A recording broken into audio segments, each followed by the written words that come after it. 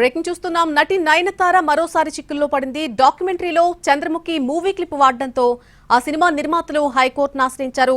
విచారణ జరిపిన హైకోర్టు ఆ డాక్యుమెంటరీలో మూవీ క్లిప్ వినియోగించడంపై నయనతార అలాగే నెట్ఫ్లిక్స్ కు కూడా నోటీసులు ఇచ్చింది. అక్టోబర్ 6 లోపు సమాధానం ఇవ్వాలని ఆదేశించింది. ఇప్పటికే హీరో ధనుష్ సైతం గతంలో మనం చూసాం నానుం రౌడీ దాన్ మూవీ నుంచి 3 సెకండ్ల ఫుటేజ్ వాడకంపై కాపీరైట్ వివాదం నడుస్తూనే ఉంది. 10 కోట్ల నష్టపరిహారం కోరుతూ ధనుష్ లీగల్ నోటీసులు కూడా పంపించారు. అప్పట్లో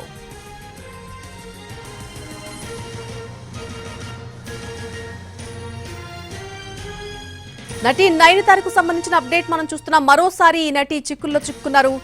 డాక్యుమెంటరీలో చంద్రముఖి సినిమాకు సంబంధించినటువంటి ఒక క్లిప్ వాడటంతో ఆ సినిమా నిర్మాతలు హైకోర్టును ఆశ్రయించారు. అయితే విచారణ జరిపిన హైకోర్టు ఆ డాక్యుమెంటరీలో మూవీ క్లిప్ వినియోగించడంపై ఇటు నయనతార అటు నెట్ఫ్లిక్స్ కు కూడా నోటీసులు ఇచ్చింది. అక్టోబర్ 6 లోపు సమాధానం ఇవ్వాలని ఆదేశించింది. ఇప్పటికే హీరో ధనుష్ సైతం నానుం రౌడీదాన్ మూవీ నుంచి 3 సెకండ్ల ఫుటేజ్ వాడకానికి సంబంధించి గతంలో ఆమెపై కేసు వేశారు. దానికి సంబంధించిన కాపీరైట్ వివాదం ఇంకా నడుస్తూనే ఉంది.